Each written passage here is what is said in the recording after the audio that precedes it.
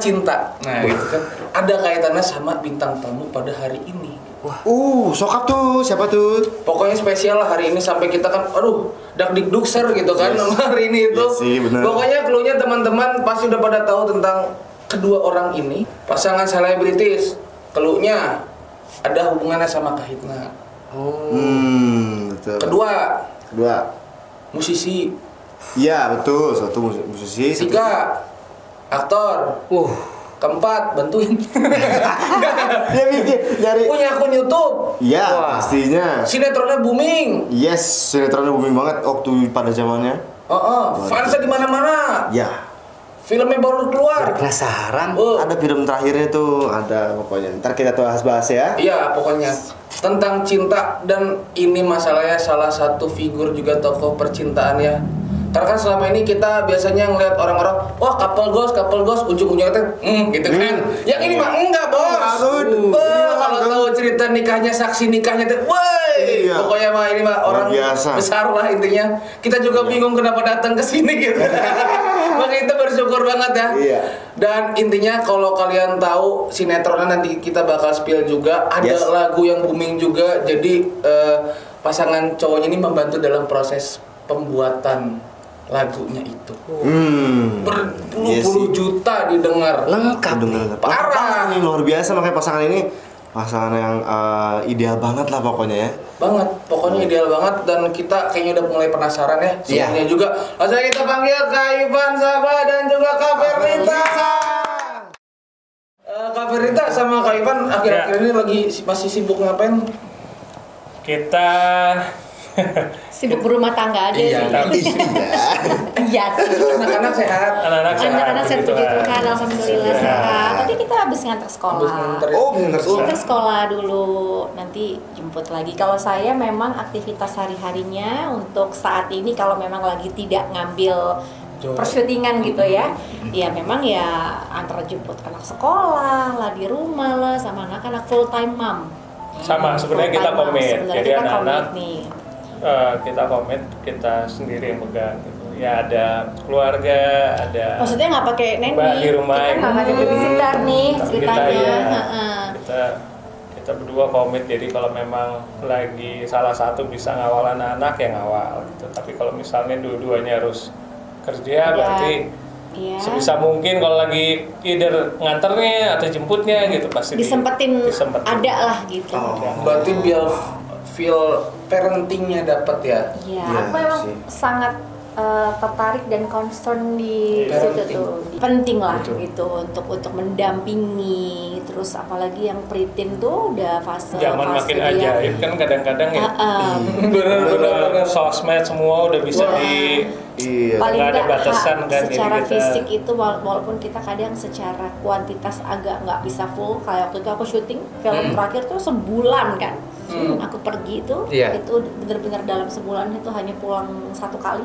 Lebih sama roadshow-nya lebih.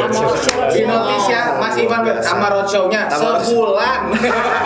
Sebulan hanya syutingnya aja. Syutingnya doang sebulan. Dalam sebulan aku hanya pulang 1 kali, itu pun cuma 1 malam 2 hari, terus aku balik lagi kerja. Maksudnya mereka juga harus belajar dan memahami gitu apa yang jadi pekerjaan orang tuanya. Jadi kita nggak ngomongin cuma anak ya. Maksudnya hubungan suami istri pun menjadi salah satu bagian di dalamnya gitu. Karena kalau nggak, komunikasi itu penting. Iya, betul. Tuh. Buat kalian para mama-mama yang nonton, terutama mama saya. Benar-benar kita sih. Soalnya mamaku juga fokus sama parenting. Bagus, dong tante kita. Iya. Ya ke tante. Tante ya, jangan ya, masih muda. Seumuran, serius. Support. Berarti kakak yang worry banget gitu ya soal tumbuh kembang anak. Nggak worry sih, concern. Iya, maksudnya gini, aku ingin memberi perhatian khusus aja untuk yang satu itu, dan kebetulan aku sama Ivan punya pemikiran yang sama dari awal kita menikah, bahwa yang namanya anak-anak dan keluarga itu nomor 1. Bukan berarti terus yang lain nggak penting, karena pekerjaan semua juga penting lah. Kita kan butuh makan juga ya, butuh untuk hidup juga. Jadi emang pekerjaan semua itu, tapi kalau bisa tetap keluarga itu di nomor 1 lah. Kak Ivan sebagai seorang ayah tadi Kak Verlita, mamah ya, manggil apa? Ibu sama ayah. Seorang Ayah, ibu ya. di rumah sampai sempat vakum juga. Berarti kan Kak Ivan juga sama mengimbangi karena ada fasenya di mana pasti Kak Verlita syuting, Ya. Kak Ivan yang di rumah, ya kan Kak Ivan lagi keluar, Kak Verlita yang di Ya. rumah. Yep. Itu ada hubungannya nggak sama R24? R42. R42. Salah ya, bukan paling. R42.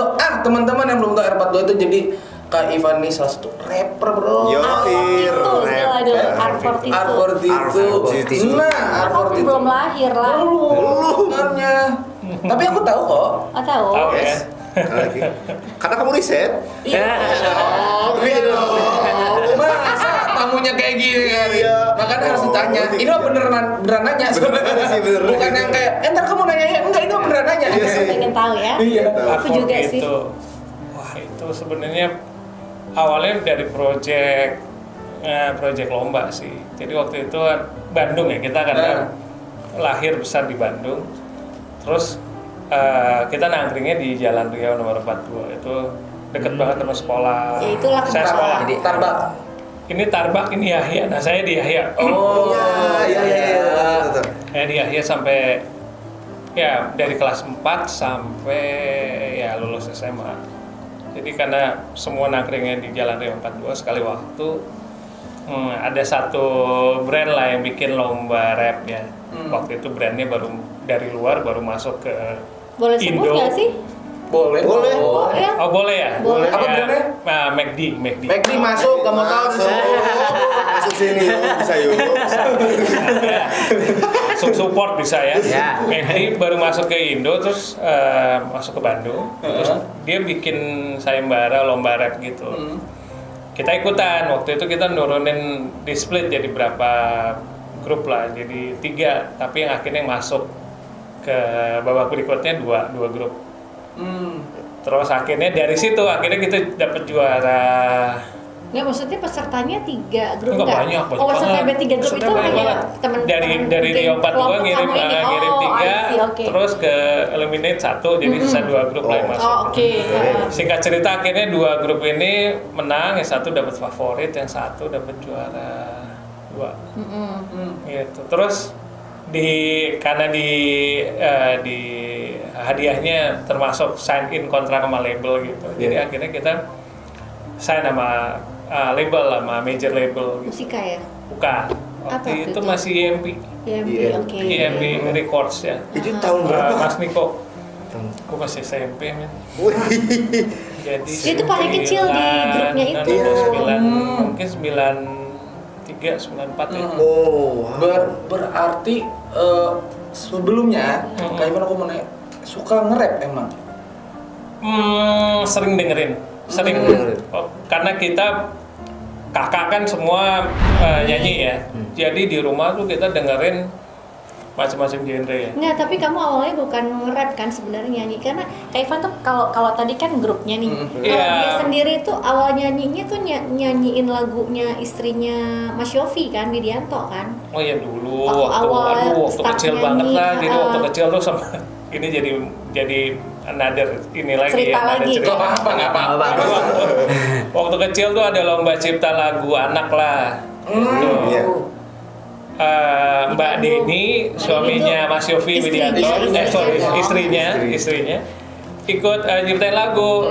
Nggak ada penyanyi lah, penyanyi nggak ada. Terus akhirnya karena kenal sama Carlo kan, almarhum. Mas Yofi bilang Terus, halo gitu, adek lu bisa nyanyi nggak gitu? nyanyiin lagu gue Oh gitu. nggak tahu, adek gua nggak pernah nyanyi, tapi gitu.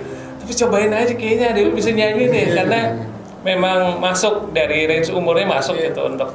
Terus akhirnya dia approach lah, gua nggak biasa nyanyi, belum pernah nyanyi, jadi waktu dilempar itu kesempatan itu, wah kayak gimana ya? Tapi si Carlo yang yakin bisa lah, bisa. Ini hanya nyanyiin lagunya Denny aja, Denny-nya Yofi gitu, Mbak Denny-nya Mas Yofi. Terus akhirnya ya udahlah gitu. Ternyata masuk ke semifinal, masuk ke final, terus juara, menang.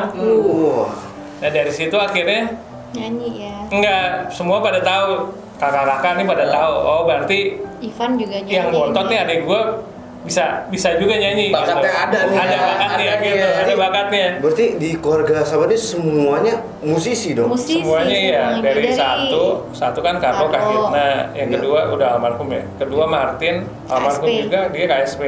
KSP. Kalau di Bandung tahu KSP pasti. Yes. Ini yang nomor 3 MK. MK. Ah, Iya. ini Cinta. Ini Cinta sama Denny Didan ya. Terus gue dulu kalau ditanya karena bontot kan, Dan jauh jarak umurnya. karena selalu ngintilin kakak-kakak kan kalau Dia tuh bonus. mereka nyanyi atau mereka lagi kerja lah ya. Wah ini adanya Martin nih, adanya Denny nih, ntar gede nyanyi juga dong. Gue selalu jawabnya nggak mau gitu. Gue jadi apa aja kayak asal jangan jadi penyanyi gitu.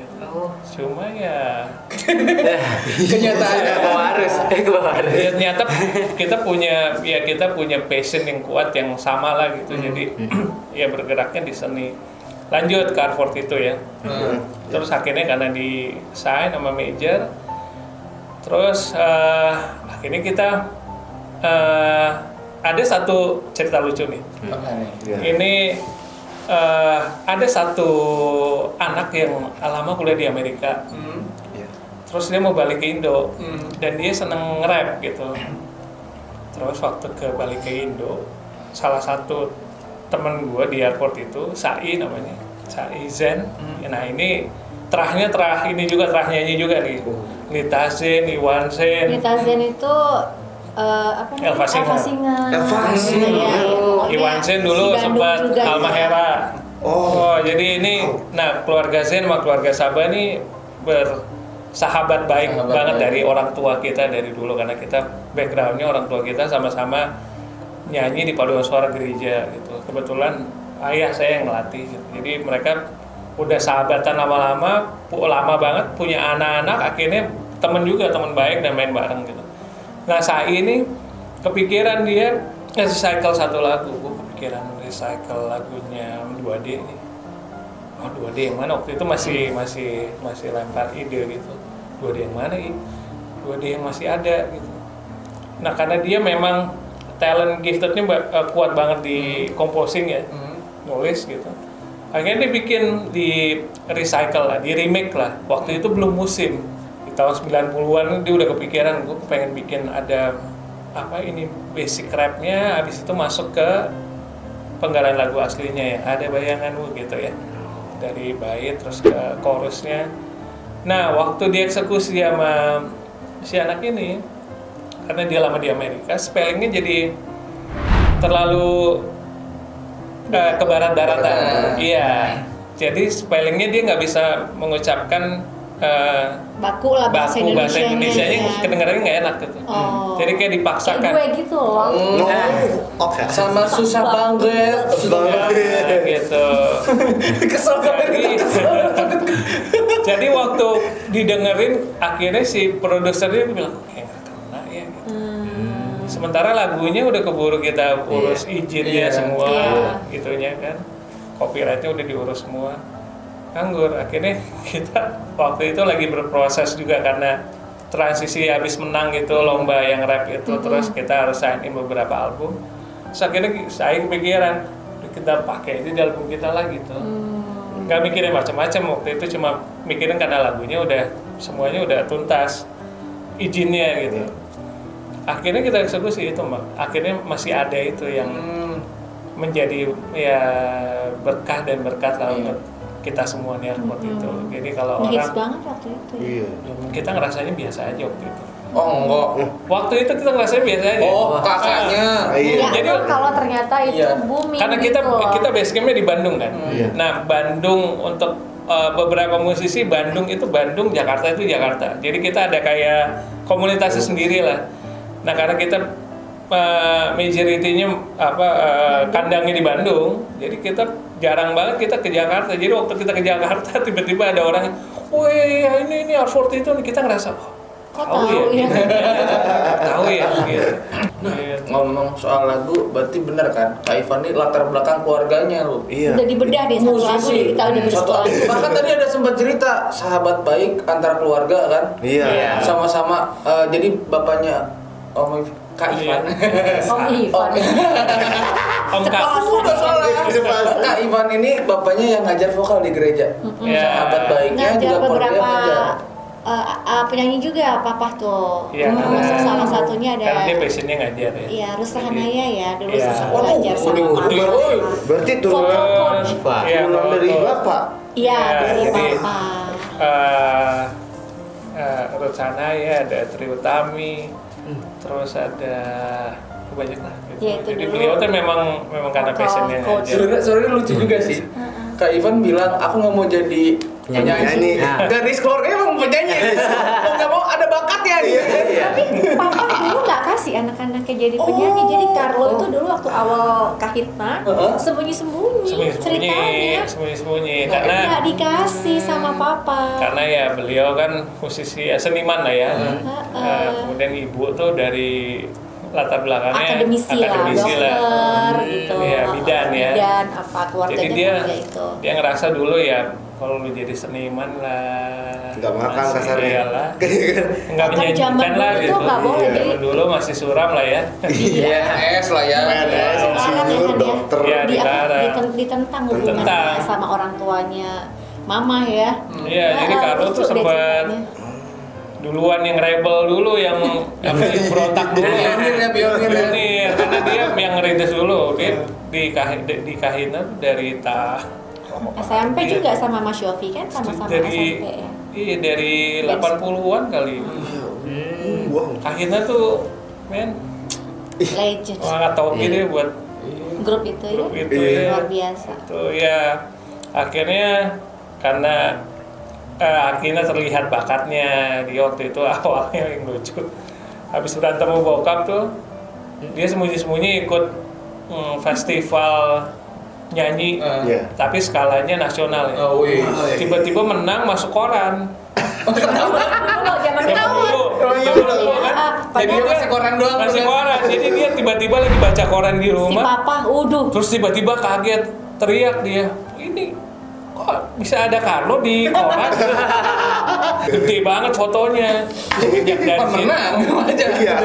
semenjak dari situ langsung kayaknya hatinya mulai agak luluh ya, mulai nyata, oh ya anak gua nggak bisa dibohong. Ada pembuktiannya soalnya kan. Ternyata ya emang. Ya sudah. Padahal sekolahnya beres semua. Jadi yang awal, yang Carlo tuh dia Arsitek.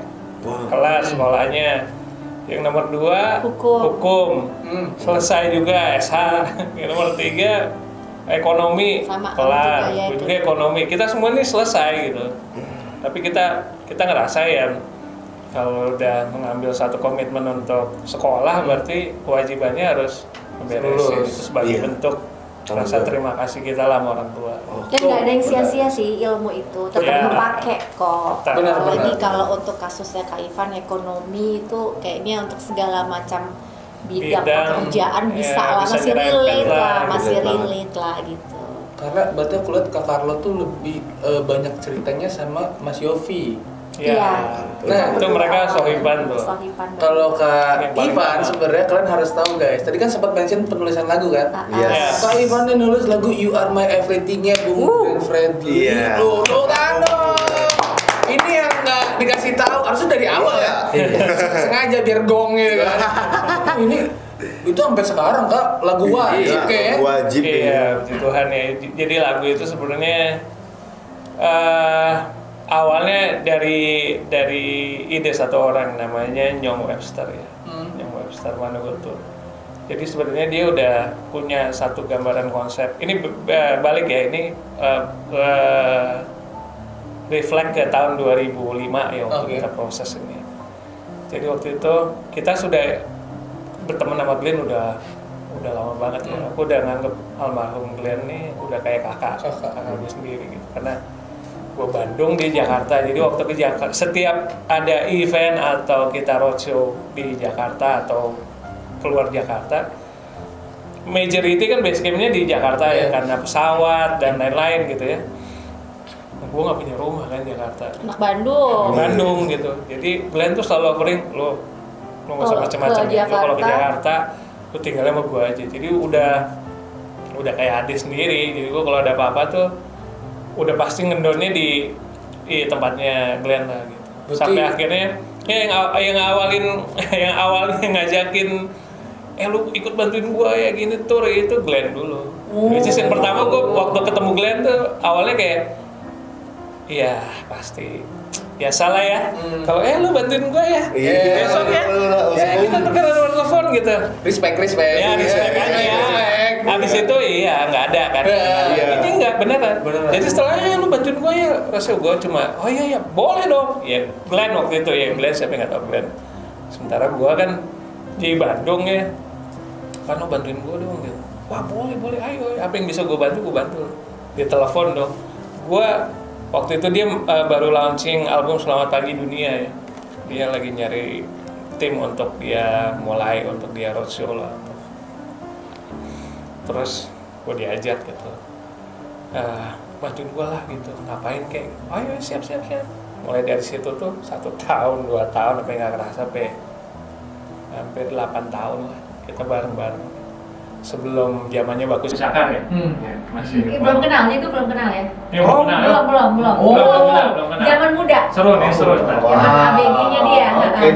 Jadi, iya masih ada. balik lagi 2005 waktu itu dia punya Nyong waktu itu punya satu konsep ide lagu yang keren banget ini, You Are My Everything ini.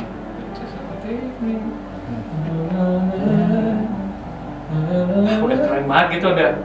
Sebenarnya lagunya udah mostly udah sekitar mungkin 60-70% udah jadi ya. Terus gak lama waktu itu ngajakin Artford itu udah dibilangnya udah vakum lah ya, karena kita dulu berempat, terus satu cabut Nino kan, akhirnya sisa kita bertiga. Artford itu masih sempat ngeluarin lagi satu album, terus satu cabut lagi, Black cabut, akhirnya kita sisa berdua. Kita masih sempat ngeluarin album lagi, tapi dengan udah nggak pakai nama Artford itu. Artford itu kan Rio 42 ya. Kita keluar lagi berdua ini, gua sama Sai berdua dengan namanya RED. Which is itu sebenarnya singkatan, tetap aja Rio 42 Red. 42. Itu dia berarti kan? Yes. Jadi Red. Nah, waktu 2005 waktu Glenn You Are My Everything itu dia ngajakin featuring Red. Jadi ditulisnya kalau di itunya Glenn You Are My Everything featuring Red. Gitu, nggak ditulis nama kita. Ya Red tuh kita berdua. Gitu.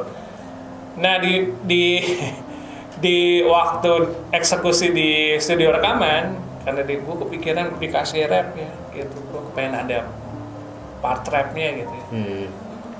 Terus si Sai waktu itu gue tuh kepikiran gimana ya udah kalau ngonsep gue ngonsep ya gitu. Udah rekaman di situ, terus akhirnya ya gue biasa kalau mau ngapa-ngapain gue selalu doa ya. Maksudnya ide, kreativitas, melodi, apapun itu sebenarnya ya lu hanya kayak kontemplasi dan berserah aja sih. Sisanya kayak itu gue ajarin dari bokap, itu gue belajar banyak dari bokap, karena bokap itu seorang yang dia nggak pernah belajar musik, tapi dia mengerti, akhirnya dia tahu gimana cara menulis, notasi, partitur. Itu benar-benar otodidak. Jadi dia selalu bilang lu nggak boleh sombong ya, karena apapun itu sebenarnya Tuhan yang kasih. Jadi lu harus kembaliin apapun karya lu untuk kebesaran dan keagungannya dia gitu. Jadi gue selalu membiasakan diri sebelum ngapa-ngapain, sebelum bikin lagu, apapun gue selalu Tuhan, ini udah ranahnya Tuhan.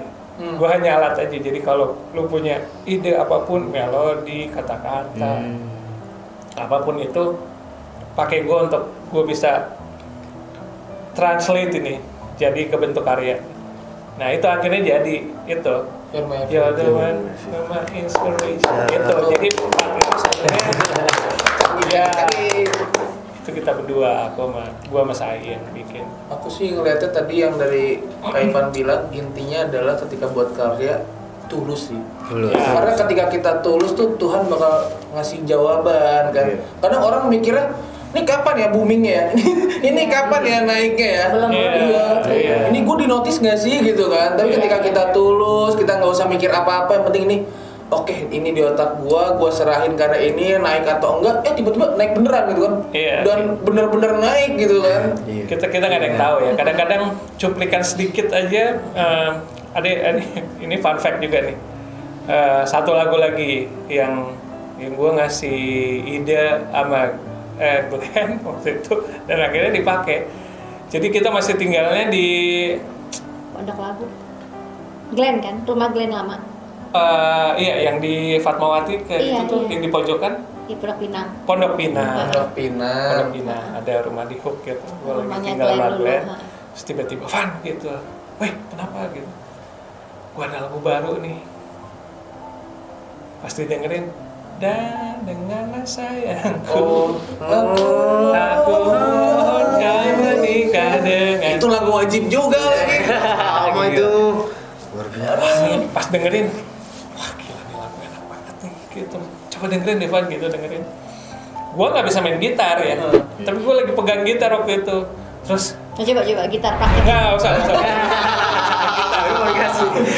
Serem banget. Kabarnya masih suka nembak gitu ya. Jadi lagi didengerin lagu itu, terus karena gue pegang gitar, terus akhirnya gue mainin satu melodi yang cuma pakai dua senar doang gue, karena wah ini enak nih. Terus Glenn denger gitu, terus rekam kita rekam karena dia ada ide lirik waktu itu. Terus ada apa, pokoknya kita hari itu apa yang keluar gitu di kepala kita rekam lah gitu. Terus ternyata dia bikin demo. Terus pas kapan kita ketemu lagi, Van, gue udah ini apa demonya udah jadi ini gitu. Karena dulu kalau mau recording harus bikin demo dulu betul. kan. Setelah demo baru lu ke studio beneran untuk recording gitu kan.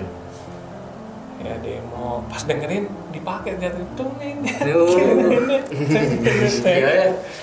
Jadi sebenarnya kadang-kadang ya makanya itu kalau buat teman-teman berkarya itu kita nggak bisa bilang, apalagi kalau kita bersinggungan sama orang banyak gitu ya dalam composing satu lagu atau arranging gitu. Kita nggak bisa ngomong, part gua hanya kecil atau part gua nih yang paling gede nih, wah gini. Maksudnya kadang-kadang semua itu bisa memberikan arti yang gede buat lagu ini gitu. Tanpa kita. Berarti tanpa disadarin ketika Kak Ivan berkarir di musik ada tangan almarhum Bung Glenn Fredly di dalamnya ya. Ada. Dan aku ngeliatnya benar-benar tulus, mengayomi. Ya kita doakan semoga amal ibadahnya dan kebaikannya selalu mengalir. Pasti. Dan rezekinya selalu mengalir sampai keluarga, teman-teman, turunan-turunan semuanya, keluarga besar dan rekan-rekan kerjanya. Aku tuh pernah loh satu kali nonton live-nya Glenn Fredly, itu bener-bener kayak gue sendiri. Anjir nyaman lagi, kadang tuh sendiri kayak kok gue jomblo ya gitu kan. Kadang ini enak lagi cai gitu kan. Itu bener-bener gitu ya. Dan itu Glenn Fredly tuh sampai dinotis kan gara-gara beliau Ambon jadi kelihatan penyanyi-penyanyi orang timur ya kan. Suaranya bagus-bagus. Nah, ini balik lagi masalah notis-notisan. Dulu Kak Ferdita dinotis karena Cinta Fitri. Ya kan? Iya kan? Sebenarnya dari sebelum Cinta Fitri itu adalah sinetron pertama yang konsepnya stripping kan. Sedangkan aku tuh udah main sinetron dari sebelum stripping itu ada, dari zaman dulu yang masih tayangnya seminggu sekali.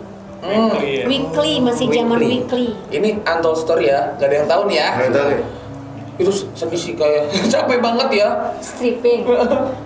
Ya plus minus. Tapi kalau nggak itu covernya nggak kayak sekarang. Iya maksudnya plus minus lah. Maksudnya ya kalau dulu zaman sinetron masih tayang seminggu sekali tuh ada dulu film judulnya Dan. Dan itu kalau yang sama Dimas Andrean syutingnya pakai cincin hilang. Tapi itu mungkin kamu juga masih belum lahir. Masih direncanain Kak. Kamu berapa sih lahirnya? Baru 2000. Pas. Oh oke, itu udah sih, ada cuma masih kecil banget. Aku tuh mulai syutingan tuh di 2003. Oh, 3 tahun. 2002 karena aku menang cover girl dulu awalnya kan. Cover girl. Itu 18 Cover tahun girl. ya kakak Aku awal model. enggak, aku cover girl tuh 16. 16 tahun. 16 17, 16 ke 17 Siapa sih yang tahun. riset nih 18 tahun maksudnya? Jadi aku menang cover girl itu tahun 2001. Itu aku 17 tahun, 16 mau ke 17 tahun. Nah, dan itu aku masih SMA. Jadi sama mami dulu belum boleh sinetron. Karena kan aku dulu kita home base-nya di Surabaya nih. Aku ke Jakarta karena cover girl. Nah, mami kepikiran lah kalau aku masih sekolah dan harus syuting-syuting di sini nggak ada yang ngawasin di Jakarta ini. Oke, jadi akhirnya aku memulai sinetron setelah lulus SMA. Baru masuk sinetron, sebelumnya iklan aja. Ada beberapa iklan aku dulu lah, Rexona, ada Sunsilk, ada pokoknya Banyak, ada Bos. iklan. Jari ini yang di sini semua nggak kehitung, masih lebih. Nah, tapi dulu tuh emang belum ada zamannya sosial media nggak kayak sekarang ya. Jadi Iya. kita tuh nggak bisa explore diri kita sebesar exposure-nya tuh nggak sebesar sekarang lah gitu. Belum ada ilmu personal branding juga. Belum ada. Belum. Lalu ada. setelah itu udahlah syuting itu kalau weekly itu aku bisa ngambil 2-3 judul. Tetap syutingnya tiap hari. Jadi Tapi tiap karena hari. tayangnya hanya seminggu sekali, jadi aku bisa 2 judul. Ada Bunga Malam dulu sama almarhum Uli Arta. Uli Arta. Terus lawannya aku Indra Bruggman. Zaman itulah. Udah bermain. Ntar bisa di browsing lah Bunga Malam. Iya. Terus akhirnya masuklah ke era si strippingan ini. Masuk akhirnya Cinta Fitri termasuk salah satu sinetron stripping pertama Iya. di Indonesia waktu itu. Iya, laku keras. Abis itu stripping lah. Ya udah akhirnya stripping itu sampai berapa ribu episode ya gitu. Nah itu aku season, ya. mulai kenal sama enggak deh, aku kenal sebelum Cinta Fitri ya. Udah kita Sebelum. udah sebelum strippingan udah pacaran sampai akhirnya nikah, sampai akhirnya aku hamil tuh aku masih di Cinta Fitri, bayangin. Jadi emang Cinta Fitri itu lama banget. Jadi pada saat aku selesai Cinta Fitri aku merasa kayak udah deh, aku kayaknya udah nikah juga. Aku tuh hamil 9 bulan tuh masih syuting Cinta Fitri karena emang kontraknya berjalan kan. Iya. Terus fun fact-nya adalah aku di situ udah bilang waktu aku mau nikah, aku bilang sama MD waktu itu kan, sama Pak Manoj, aku bilang, Pak aku kan mau nikah. Kalau ternyata aku hamil nanti gimana? Karena kontraknya kan ada klausul yang nggak bisa hamil dulu karena kita masih tayang lah. Aku nego untuk memperbarui kontrak, takutnya nanti hamil. Aku nggak mau program-program intinya, jadi aku tuh maunya ada kapanpun dikasih ya udah Tuhan kasih ya berarti Itu aku waktunya. waktunya gitu. Jadi aku nggak mau nahan-nahan juga nih Pak. Aku bilang udah nggak apa-apa, kamu tetap syuting aja karena si tokoh Maya ini kita nggak mungkin bisa replace atau dihilangkan, karena kalau aku hilang wah itu hilang semua tuh. Kayak ada Iqbal Pakula almarhum yang jadi suami aku, Bram, itu semua berkaitan. Jadi udah kamu syuting aja gitu sambil nanti kita lihat gimana kondisinya. Terus waktu itu penulisnya almarhum juga Hilman Hariwijaya, itu yang nulis Lupus. Hilman Hariwijaya itu bikin di situ dia kayak udah memprediksi bahwa nikah nih, kalau orang nikah kan akan mengarah ke mungkin dia akan hamil setelah ini dan lain sebagainya. Jadi dia udah mulai bikin di skenario itu Maya hamil. Karena aku udah sounding juga bahwa aku kalau hamil aku nggak mau ini loh ya, ntar gimana nih ceritanya, aku bilang gitu. Nah Cinta Fitri itu kita sedekat itu, kita bisa ngobrol langsung dari mulai produser, penulis, editor, bahkan sampai kru semua lapangan tuh kita solid. PPU. Sampai PU segala macam itu udah kayak keluarga kita.